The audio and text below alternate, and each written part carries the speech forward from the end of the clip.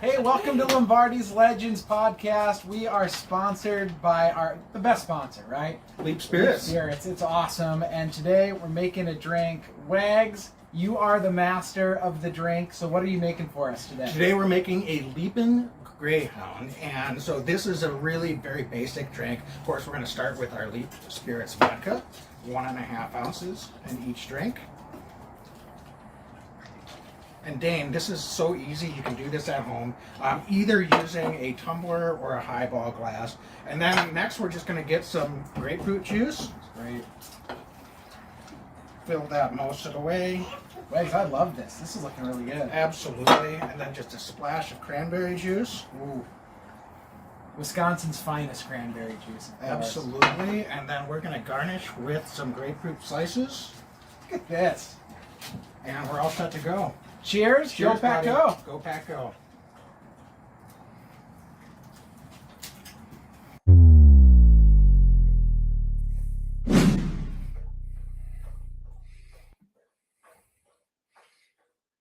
Every year I know we gonna go hard. We been that team ever since Bart started.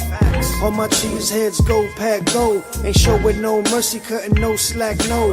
I ain't a bad sport and I'll even wish you good luck. Only thing I will. All right, welcome to Lombardi's Legends podcast. It's Dane here with my boy Wags. Wags a little under the weather tonight, but you know, day to day like Jair, he's toughing it out with us on a Friday night. Thanks for joining us, and it's a short week really. Packers play in London, England against the New York Giants. First time the Packers have been to Europe, so kind of a big deal I think on that front, but otherwise business as usual. Packers looking to go in and move to 4-1 on the young season. That's not quite so young all of a sudden. We're a quarter of the way through. So Wags, how you doing? Packer football coming back at us Sunday morning if you're living in Wisconsin. Yeah, I think I'm looking forward to it. I'm glad it's the weekend. So folks, sorry for missing our episode recap on Tuesday, but actually Monday normally is when we were going to do it. But then I got COVID for the first time in this whole pandemic. So I was not feeling too well. And Dane, I guess I should feel honored that you didn't want to go ahead and do it solo without me. I guess I'm that indispensable to the show that we can't go on without me. But anyway, it's good to be back here tonight. And Dane, I'm excited. It's like playing football without a 50-yard line, Wags. Yeah. I'm excited. Can't do it. I think the players are excited to be over in London. And it's going to be fun to see what they're able to do out there on Sunday. So let's get right into it. Yeah, no, I mean, I'll tell you what, man. Looking at this team, I don't know how we can't talk about looking at the injury report. Think right away. Big top line guys. Let's talk about the Green Bay Packers guys. I think the biggest deal right now, Adrian Amos last week had that concussion during the game. Did not practice Wednesday, Thursday, Friday. Limited participant. He did travel with the team, but currently not clear if he's going to play. He's questionable for the game. He's probably the biggest name on this Packers team that has an injury report or is significant. There's a few other guys. Devontae Wyatt, Packer first round pick, did not practice the last couple days either, so possibility that he's unable to go. Right now at this point, this stage in his career, not getting a ton of snaps. But anytime a first-round pick is injured, you definitely have to make mention and make note of that. But Wags, I'll tell you what, I want to look at this New York Giants offense, and then we can talk a bit about this injury report. The big deal here is clearly with the wide receivers for the New York Giants. Kenny Golladay, he's out. I look at Wan'Dale Robinson, first-round pick. He's out. Kadarius Toney had a big week or two last year, but has had quite a bit of an injury history. He's out. So the Giants right now are without 3 top line wide receivers for their roster. So Amos out potentially for the Packers, maybe not. But the Giants coming in limping at the wide receiver position. What does that mean for this Packers defense, Wags, on the front end? Because those are the big 3 names. The Packers are not looking at premium position players for the Giants at wide receiver. Yeah, I'd like to say that would make a huge impact, and it should. But as we just saw last week, the Patriots' third-string quarterback came in and was still able to have success moving the football against this defense. We've seen a game against the Bears a few weeks ago that the Bears threw for less than 100 yards the entire game. We're still able to move the ball effectively on the ground, and I think we all know that game was a little closer than the final score indicated based on how it was trending in the second half and the way the Bears were running the football. So with Saquon Barkley healthy out there, he's going to be my number one worry no matter what. I don't care if the Giants had all 3 of these guys. They're talented wide receivers, but with Daniel Jones at quarterback, I'm not sure that you know exactly what you're going to get week to week in the passing game for the New York Giants football team. But the way that they can run the ball, and with Saquon Barkley looking healthy and in tip-top condition, Dane, doesn't he scare you more than anything? Because, it should give the Packers a little bit of an edge with these guys being injured. But Saquon Barkley is one of those guys that could just take over a game all by himself. Yeah.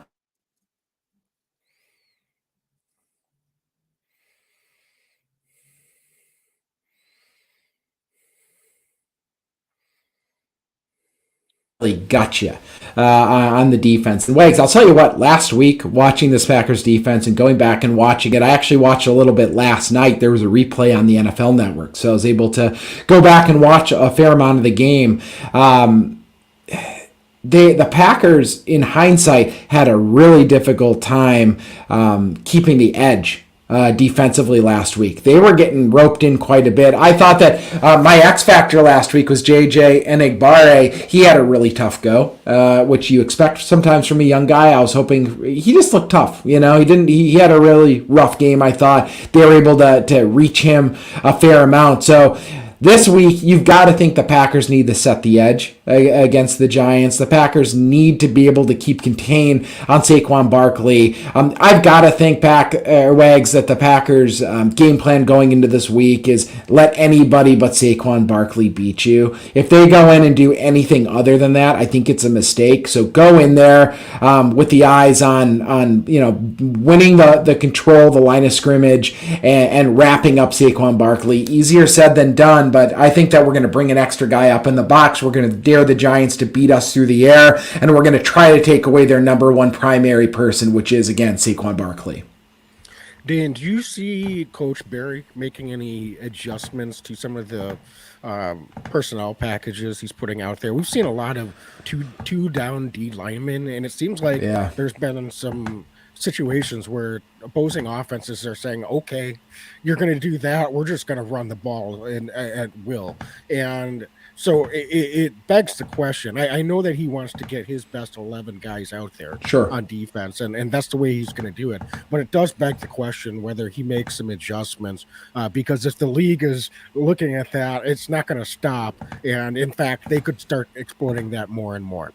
Totally. Wags, you're taking the words right out of my mouth there. I think you're right. It's something that watched a lot of the Packers playing kind of that 2D lineman, 4 linebacker, 5 defensive back look. But at a certain point, if they're cramming you, running the ball down your throat, as great as Kenny Clark has been, I mean, I'm 100% on board with getting more Reed and Dean Lowry out there, in addition to Kenny Clark and, of course, TJ Slayton as well.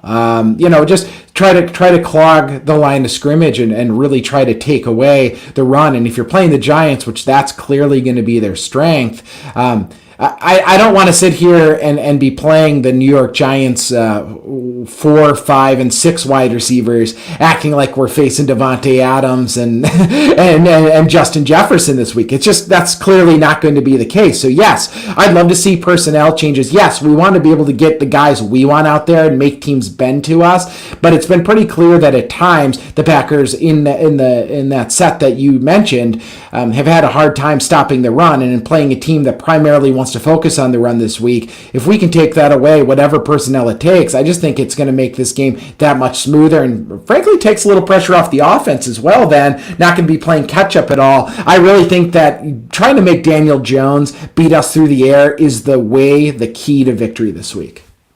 Yeah, and Dane, I think you hit on Bakhtiari having a little bit of hard time setting It's tough. the edge. It was a tough game.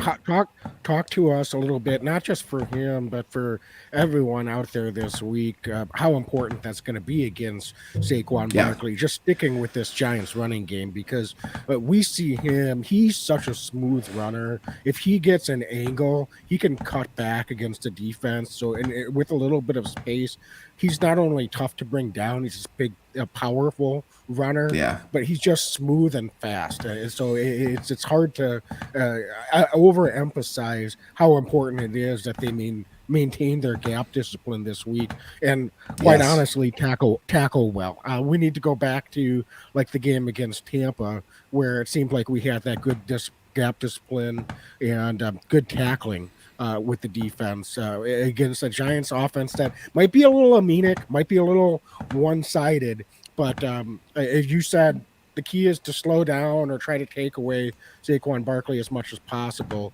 To me, that's one of the other keys that we need to see this week as well. Spot on, Wags. I hate to steal from Bill Belichick after beating him in overtime last week, but it's the old Patriot saying of "do your job," right?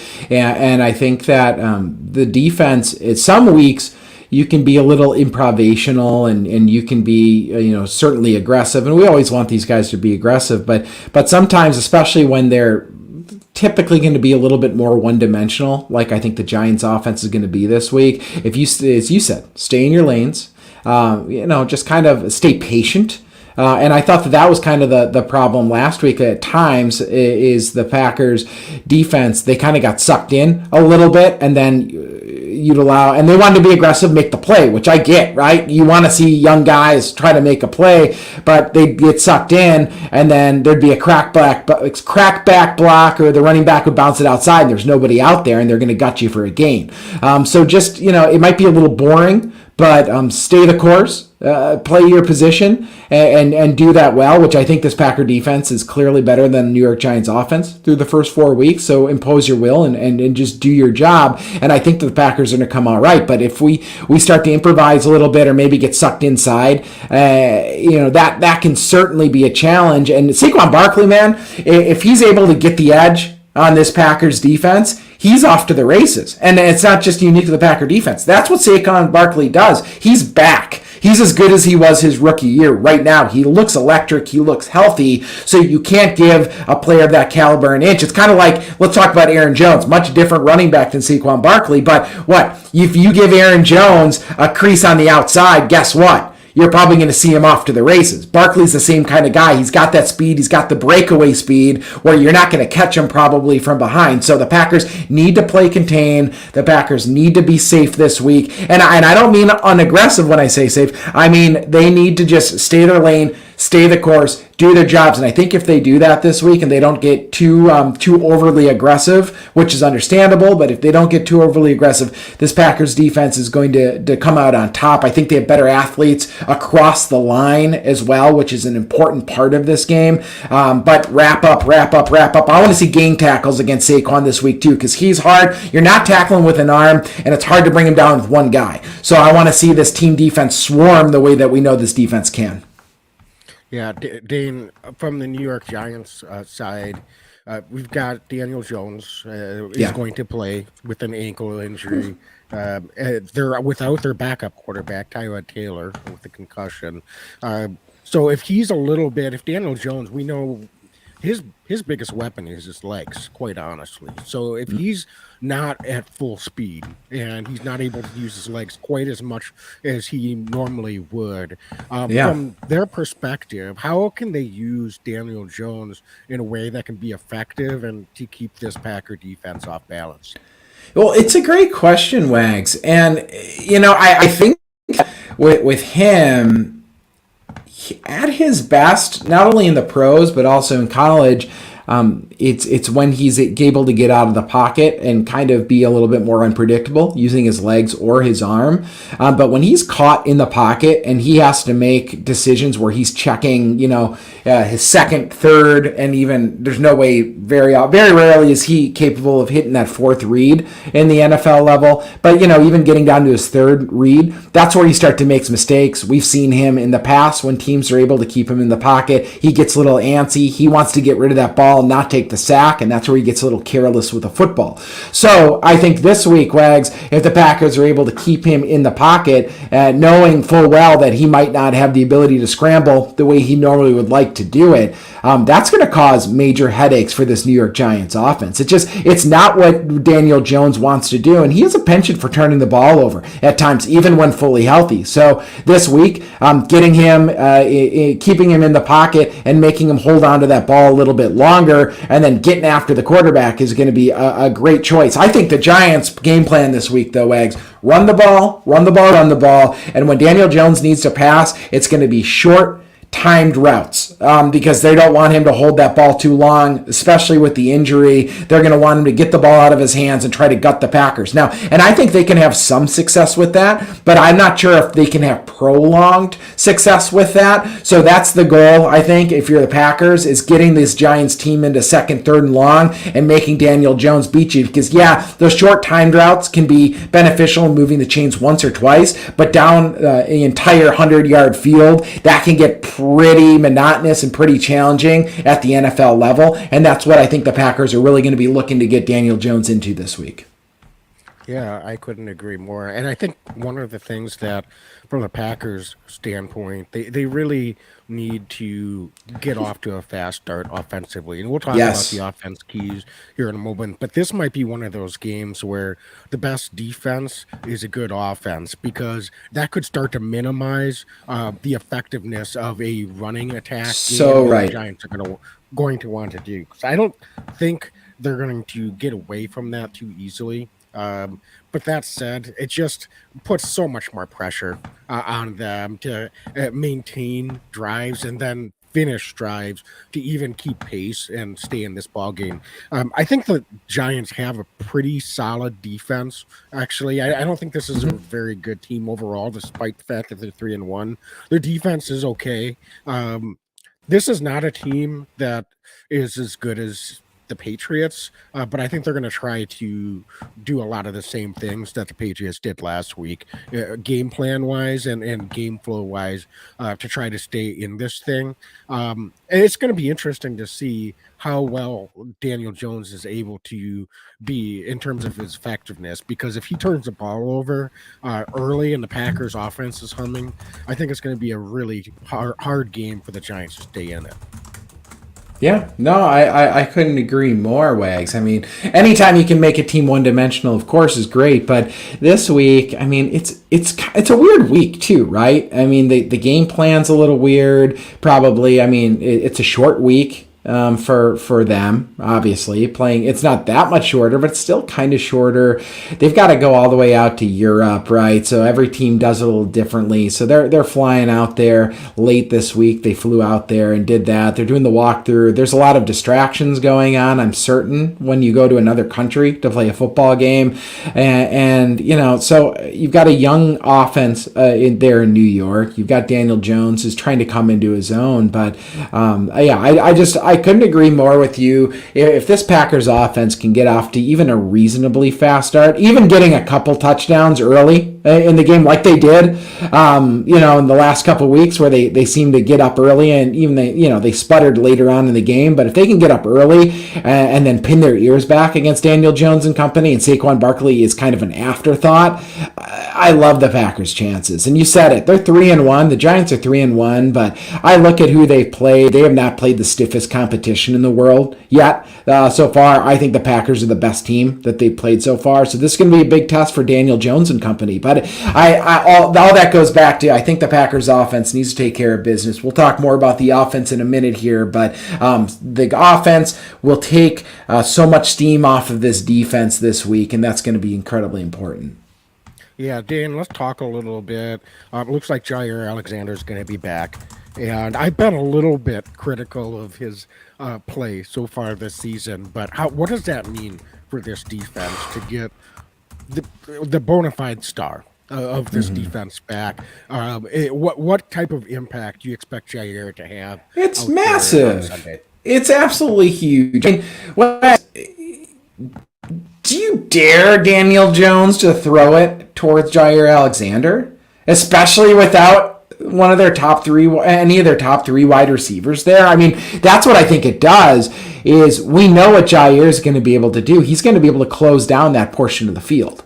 And if he doesn't, I think Jair Alexander is going to have a pick or two. And that's just what Jair brings to the table against this defense. So he's massively important, because if I'm Coach Barry at this point and I know Jair's going out there and he's covering a wide receiver, I go, okay, scheme-wise, that's covered. Let's worry about the rest of these guys now. That's what Jair's able to do. He's a lock. He's an island on that portion of the field. Yes, I think so far this year, been a little bit of challenges, and of course he's dealt with the groin injury, was not able to play last week, and the week before I think he played all of 7 snaps, but coming back out there, the Packers aren't playing him unless they think he's 100% as far as I'm concerned, and I think that he's going to go out there, he's going to minimize the passing lanes for Daniel Jones, and it just gives the rest of the Packer defense. I mean, I just don't know where Jones is throwing the ball this week. Because I wouldn't want to throw at Rasul Douglas or Eric Stokes either if I were him. So now we're talking checkdowns to the running back, and we're talking middle of the field to the tight end. And that's just not as many options if you're a quarterback that you like to see. So Jair Alexander's impact on this defense is massive anytime he's on the field, but particularly in a week against a quarterback that's kind of mid-tier and against a wide receiver group that's just diminished by injury. It's a huge advantage, Packers. Huge advantage. Yeah, and Dane, we may be a little thin at safety. Adrian Amos is in the concussion protocol. Tariq Carpenter is dealing with an injury. So both of those guys are listed as questionable. Assuming both are able to go, do you see Coach Barry adjusting and bringing maybe Darnell Savage up into the box a little bit more to do some additional run support? Because quite honestly, that's the impact I think you can see with Jair is let's allow these cornerbacks to be out on an island a little bit more, especially against a team that's going to have a hard time finding some dangerous weapons here this week to throw the ball. Let's trust these guys. Let's take some risk and try to roll up and run support and dare those other teams to beat us. If they do, I'll tip my cap. I don't think it's going to happen all that often. Dane, do you think that's a possibility that we'll start to see some more aggressive maneuvering of some of the players that we have on the defensive chessboard from Coach Barry? Because I don't know if it's just me, but it seems like he's been a little bit lacking in the aggressiveness department, in my opinion. Wags, yes, and we have to. I mean, I forgot Sterling Shepard's out for the rest of the year with the ACL injury too. So I mean, they're down their top 4 wide receivers right now. That's what we're looking at. So I'll tell you what, Wags. If David Sills, the 5th, and Richie James beats Jair Alexander deep 1-on-1, and Daniel Jones can find them in the end zone in London, England, I'm giving away 5 koozies to our fan base, because I just don't think it's happening this week. So why not go at them, go full tilt, bring Darnell Savage up? I mean, that's something we want to see anyway. I would love to see Savage unleashed a little bit more. I think he's such a good athlete, and we've seen flashes at times where he is extremely impactful on this defense. I would love to see the Packers bring him close to the line of scrimmage and kind of play that, I'm going to the Wayback Machine a bit, but Leroy Butler, where they let Leroy just kind of float around the field. He was able to blitz as a safety at the quarterback a bunch. And I mean, Leroy Butler, of course, changed the game. He's an NFL Hall of Fame safety. But wouldn't you love to see Darnell Savage kind of just get the keys to the car on the defense this week against the Giants, knowing full well that he's not really going to have to worry about what's behind him quite as much. Let him get up there. Let him be physical. Let him pop some guys at the line of scrimmage. I would love to see Savage get the chance to do that this week. Yeah. Well, we'll see. We haven't seen a lot of aggressive adjustments from Coach Berry so far this season yet. So I don't know if this will be the week we see it happen or not, but I wouldn't mind, to your point, giving these guys a little bit more free reign and just letting them play loose and go out there and make some plays. So totally. Dane, I think it's about time we should take a break and talk about our sponsor, DraftKings. Yeah, let's do it.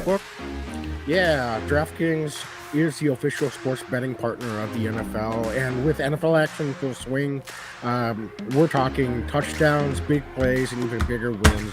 New customers can bet just $5 on any NFL team to win and get $200 in free bets if they do. Wags, check this out. In addition to the usual bets, everyone can boost their winnings with DraftKings stepped up same game parlays. I'll tell you what. You know who I like this week? If I'm a Packer fan, you know what I like? I'm excited about Alan Lazard. I thought that he had a great week last week. I want to see what that guy can do. And I mean, this is what I love about parlays. This is what I love about everything about what DraftKings is doing. There's so many games. There's so many dynamic things you can do to bet with these DraftKings stepped up same game parlays. And to make things even sweeter, folks, you can throw down on stepped up same game parlays once per game day all season long. Yeah, so download the DraftKings Sportsbook app now and use promo code TPPN to get $200 in free bets if your team wins when you place a $5 bet on any football game. That's code TPPN, only at DraftKings Sportsbook, an official sports betting partner of the NFL. Minimum age and eligibility restrictions apply. See show notes for details. All right, so Dane, looking then at this Packers offense against the Giants defense, you listed a few guys, obviously, that are going to be key players out for the Giants on the offensive side of the ball.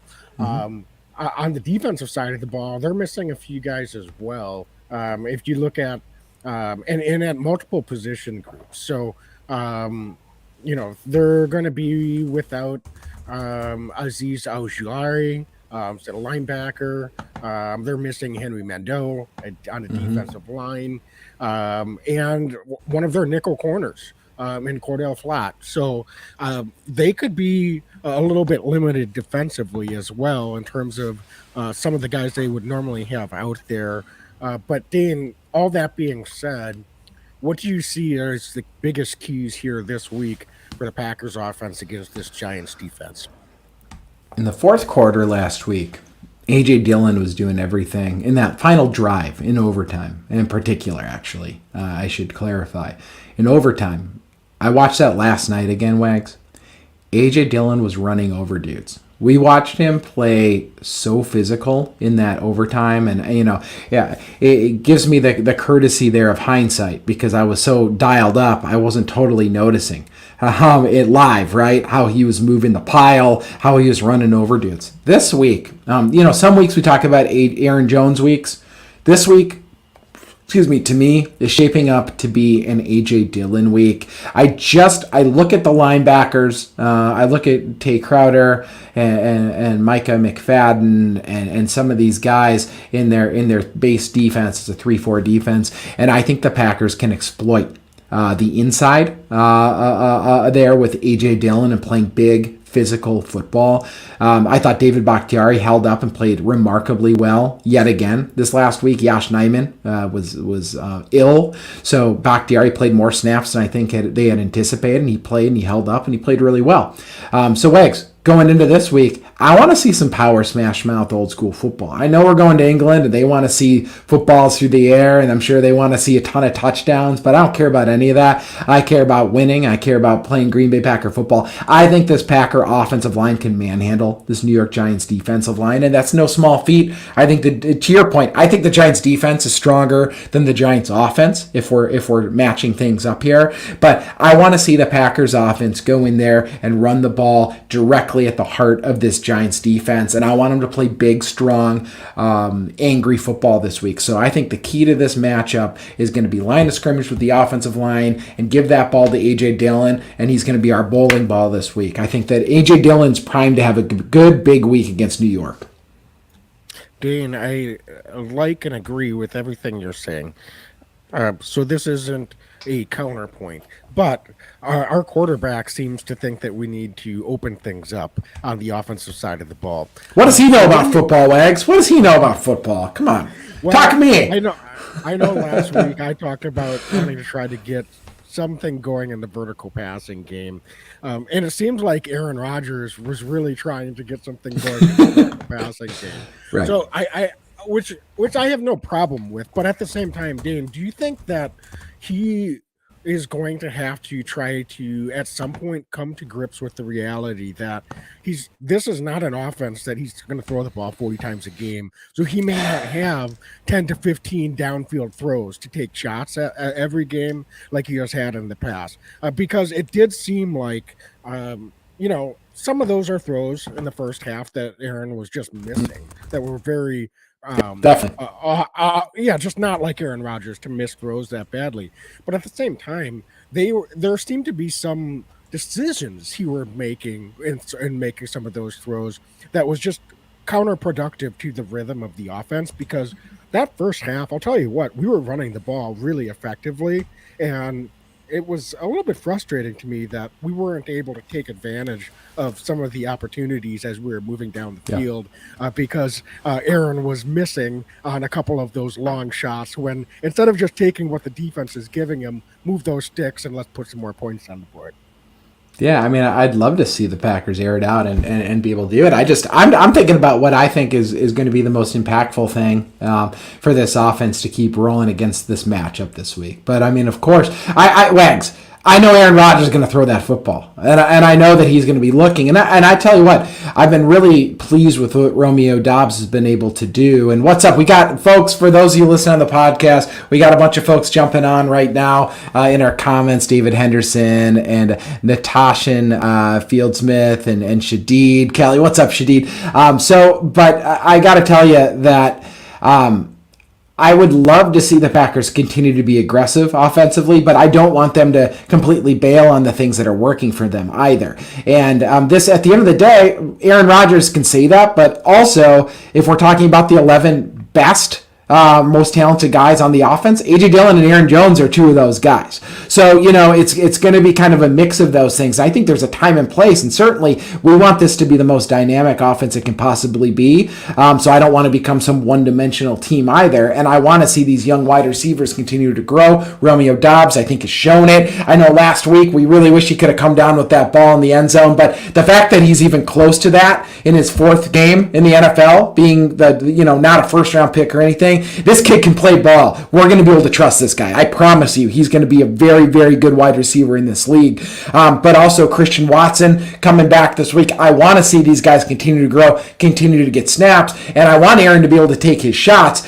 but I also want us to be able to rely on some of our top-line players. And I think A.J. Dillon this week is going to be one of those guys.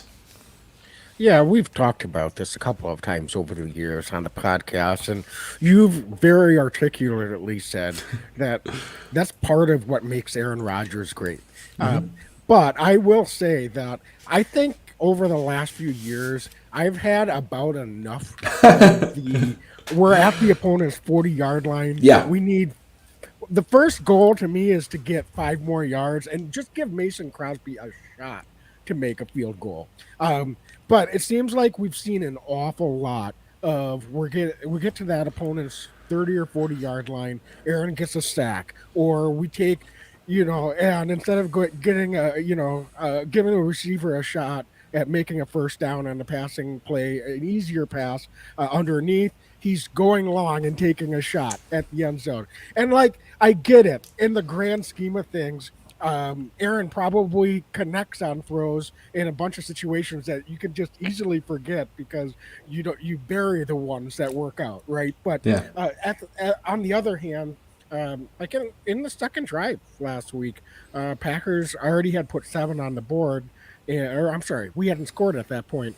It's a 3-0 ball game, and to me, it's like, okay, let's first work on getting into field goal range, give Mason Crosby a chance to tie this game, worst case scenario, and instead, we get sacked and we've got to punt the football. So, so Dane, I do think that there's time and place to take those shots, and he just may not have as many opportunities as he's had in the past.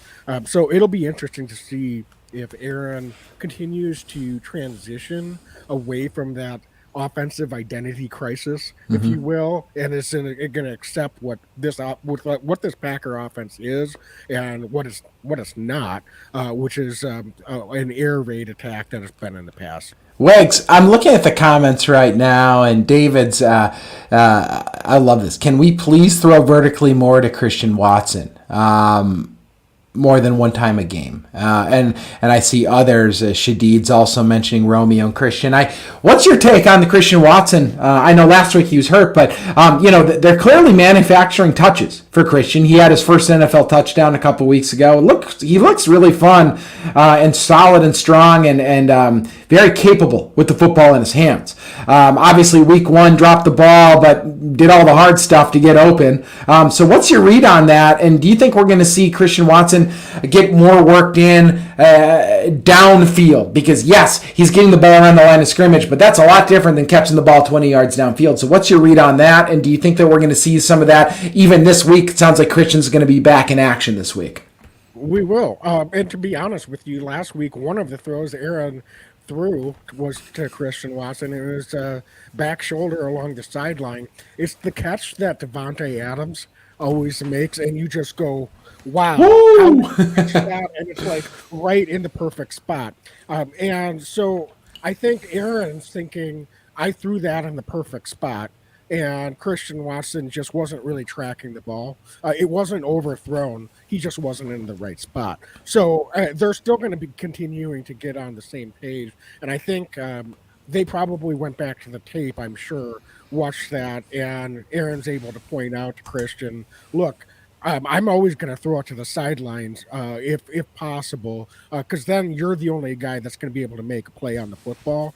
So that was an example of a vertical pass that was, in my opinion, catchable. It just Christian Watson wasn't quite spot on in tracking the football and on his route. So hopefully they're able to get on the same page. I don't mind taking some shots, Dane. I just don't want it to come at the expense of a good drive and the rhythm of the offense when we're trying to go down and put some points on the board. So, Right, so you don't want 3rd and 2 and to chuck it 40 yards downfield? Come on, how dare you? I don't want it on 3rd and 8 to chuck it 40 yards downfield. I just want them to move the sticks. Like, if it works, great. Like he had a couple beautiful passes to Randall Cobb on a third down situation last week.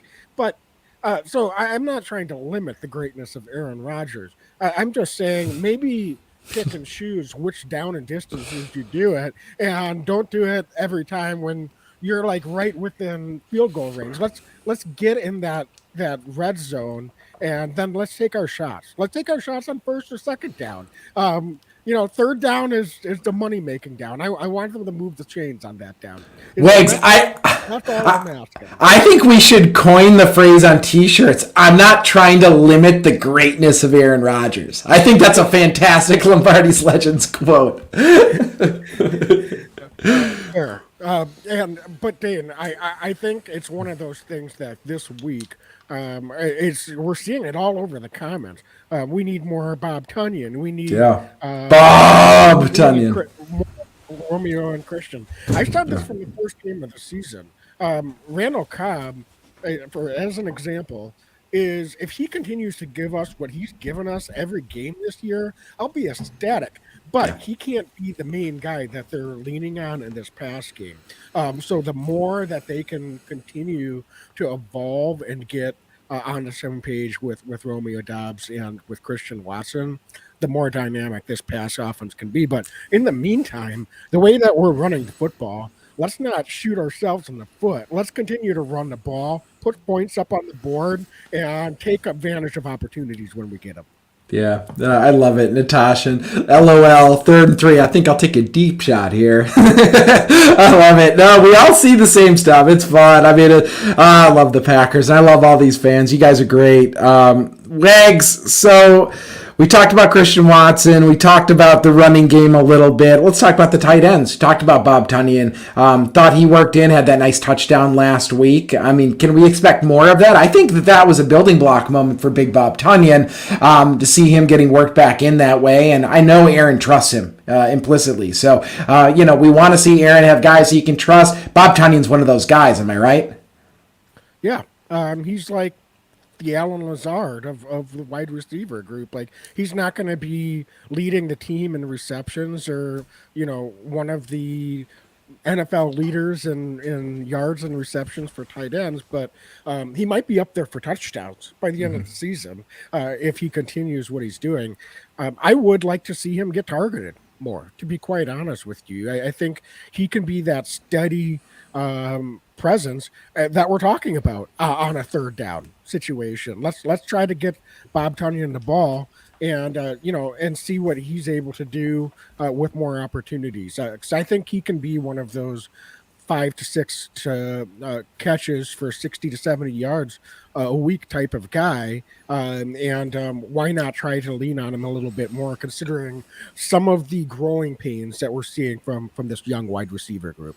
Yeah, and DeGuara is mentioned in the comments. Thanks for that, Shadid. So I feel like Josiah DeGuara has not gotten nearly as many snaps this year as I was expecting him to. I wasn't thinking he was going to be getting 50 snaps a game, but I thought they'd work him in a little bit more. I said it on this podcast. I love him in the backfield. I think that he clears guys out a little bit. But with the limited use that he's had, I think that he's just somebody that they're not utilizing as much. And I think Tyler Davis has been playing really good football. I think he's been getting more snap count. I know they're a little bit different position, overall, but they're both tight ends, so I think it's worth noting.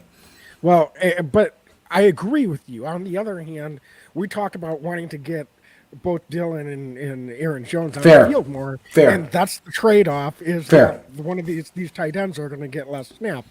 So if you want to get Josiah DeGuara on the field more, that's fine. But you want to do that at the expense of less snaps for A.J. Dillon or Aaron Jones. I'm not sure about that. So I think there could be an answer there somewhere in how they're able to get the right personnel groupings and packages to get him more involved and get more 2 tight end looks in this offense. But sometimes it's not as easy as just saying, oh, we've got to get him more reps, because someone else is going to have to come off in that situation. Fair. No, that's good. That's great insight, man. What else? I mean, I've got, Wags, I'm going to tee it up right now. I've got in our back pocket our X Factors of the week and score predictions. So these are things that I'm looking forward to right now. Maybe we just go right in to the Leap. Let's do it, man. We're talking Leap Spirits Vodka, X Factor of week 5. And folks, drop your score predictions in the comments. We're going to read out any score predictions y'all have. But let's talk X Factor. Wags, I'm giving it to you 2 weeks in a row. You get to go first. Leap Spirits. And folks, I'm holding it up for you watching the video. I'm holding up some Leap Spirits Vodka right here. It's going to be great for Bloody Marys and screwdrivers Sunday morning for this early football game, this Packer game. Wags, who you got for your offensive X Factor from Leap Spirits Vodka? Man, I'm just going to go with Christian Watson. We've been talking about these young guys all over the chat, and I'm going to keep going Christian Watson every week until he gets a pass reception touchdown. I know I went with him last week, and he was able to get into the end zone on a rushing touchdown, so very happy for him that he was able to get his first touchdown as a Packer. But I think that it's time that we see Christian Watson get more involved as a receiver. It's great that they can get him on these jet sweeps, but I think he can be much more than that. And I'm hoping that this is the week that they make it happen. And so I'm going to go with Christian Watson as an X factor this week for the offensive side of the ball. You jerk. That's who I was going to say, but let's keep it interesting. I'll stay at wide receiver. I'm going to go with the old dog, Randall Cobb, is going to be my X factor this week. He moved the chains last week, had that big moment on third down. Aaron Rodgers has publicly said this week that he thinks Cobb should get more touches, more reps. So I think that at least for this week, Randall Cobb gets more touches, gets more reps, and I think Randall Cobb finds the end zone for the Packers this week. So Randall Cobb is my Leaf Spirits Vodka offensive X factor of week 5. Wags, let's go to defense. And folks, while we're doing this, why don't you keep throwing your score predictions in the chat? We're going to be reading them all off. But Wags, on the defensive side, who is your Leaf Spirits Vodka X factor of defensive X factor of week 5? Well, I better give you the honors on the defensive side of the ball. How dare lest you. I keep picking winners. So go ahead. Who do you got on the defensive side? Well, I'll tell you what. I think it's going to be a pretty busy week for some of these guys out there. I'm looking. I thought about pass rushers. I thought about a lot of different things, and at the end of the day, I've got a few guys in mind right now, Wags. So that's why I'm kind of hemming and hawing right now. And I'm just going to jump in. You're taking too long. All right. Well, I'm thinking about it. People want to hear thoughtful thought. I'm going to go with Rasul Douglas. I think Rasul Douglas is going to have a big week. I think he's going to be really good. I'm swooping in. I could feel Wags. That's who you were going to pick. Zul's going to make Dan Hill Jones make a mistake, and he's going to have a pick. I was literally going to do that. Emmett and Hine, you couldn't spit your pick out, and then just in the last second pull that one out. All right, well, I didn't have a clear backup, but where I'm going to go, Dane, is I think I'm going to go with Rudy Ford. Ooh! He may not get a ton of snaps defensively. However, I think with both Adrian Amos and Tariq Carpenter questionable, I think there's a chance the way that Rudy Ford was able to step in and play last week, that he may not get a full run of reps this week, but I think he's going to be out there, and I liked what I saw from him last week. So I'm just going to go out on a deep cut limb and predict that Rudy Ford gets an interception in this game. Whoa! We're going to get a sneaky performance here from Rudy Ford. So Rudy Ford. My defensive X. Love it. We know what he can do on special teams. Number 20. I was impressed that he was able to step in and play well in the base defense last week. Rudy, Rudy Ford. I love it, Wags. Going with the late signing this year, who's made an impact on special teams. Well, it's prediction time, folks, and I'm gonna.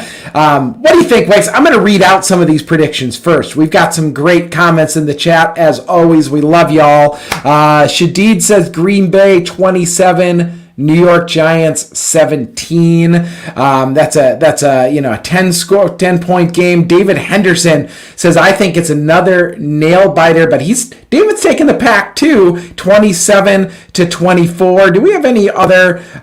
Sheila Roy. What's up, Sheila? Hello. Another nail biter, 27 Packers, 24 Giants. So far, this is why we love you all. Y'all have follow in and go Packer wins, even if it's close. Great choices. Wags, I'm going to give it to you next. Who do you have as what's the score prediction for you? Yeah, last time the Packers played the Giants. I believe was in New York, and Alan Lazard had a couple touchdowns, and Packers ran away with that game. And it's interesting. History of London games say that they're usually not close. I would say that if this game was being played in New York or in Green Bay, I would agree that there's the way the Packers have been playing, it's just not been, foot to the pedal type performances so far. But I think the Packers are going to have a little bit of extra juice this week. I don't know why. That's just a gut instinct. So I'm going to continue to be irrational and predict a big win for the Packers. I'm going to go 34-13. Green Bay is going to run away with this one and put finishing touches on the Giants by mid to late third quarter. So I'm putting my name on it. I hope that we finally get a 4-quarter performance. Aaron Rodgers talked about it this week and says that we can't keep playing the way that we've been. We need to elevate to another level. And I'm hoping that this week they want to go to London and show those international Packer fans what Packer football is all about.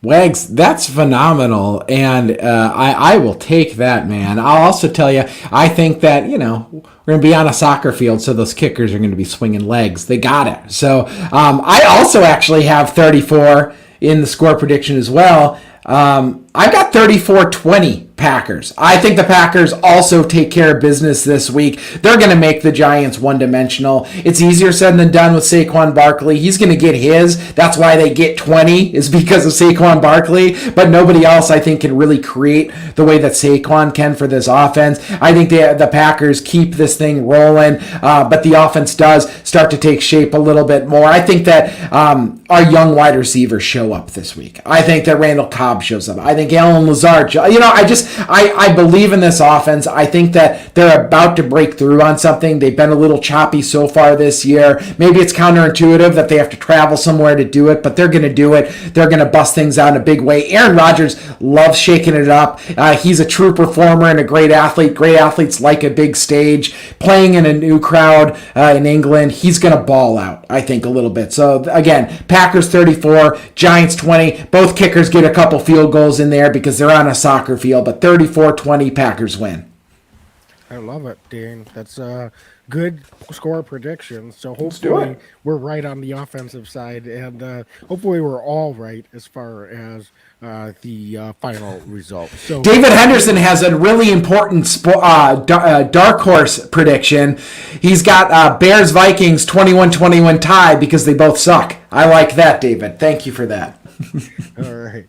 Dane, any other closing thoughts here before we sign off here for the evening? No, I'm looking forward to the game. I think it's going to be a really fun matchup. It's different for us as fans, too, right? I mean, 8 a.m. Central Time start if you're living in Wisconsin, or 8:30, whatever it is. I mean, it's going to be an early morning to watch some football, but it's fun. We'll get the game in. Hopefully we win, and we get the rest of the day to ourselves. So I'm excited to watch this Packer game, Wags. I recommend some Bloody Marys from Leap Spirits Vodka. It's going to be a great way to enjoy your morning games, and I hope you feel better, buddy.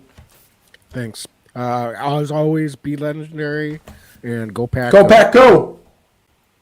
Every year I know we gonna go hard. We been that team ever since Bart started. All my cheese heads go Pack go. Ain't showing no mercy, cutting no slack, no. I ain't a bad sport and I'll even wish you good luck.